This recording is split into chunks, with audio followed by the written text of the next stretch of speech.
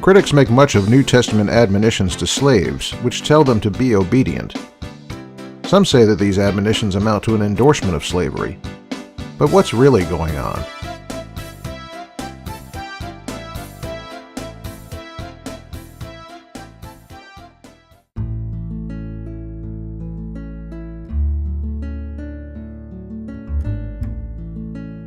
Initially, a question we can ask is, what exactly could Paul have instructed slaves to do other than obey their masters?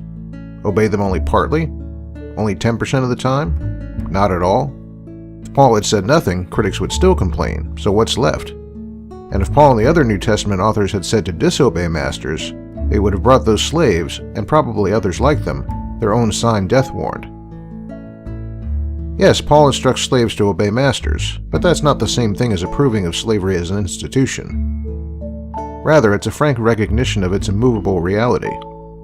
By comparison, a hostage negotiator may advise a hostage to speak respectfully to their captor, but this does not equate with an endorsement of kidnapping. We might further point out that any suggestion to disobey masters might have only had an effect if the master was under Paul's authority, that is, if they were a Christian.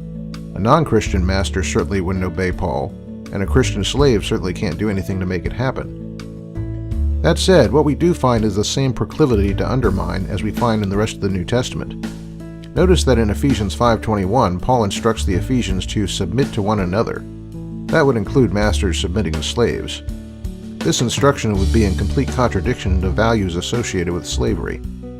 Further, notice what is said in advice given to masters. They are told to forbear threatening because they have a master in heaven. The use of threats was critical to the function of slavery and was the initial way in which the superior-inferior relationship was established. By nature, it would have had to include both verbal and physical threatening. Paul has told slaves to be obedient, but he has also taken the means to compel obedience out of the master's hands.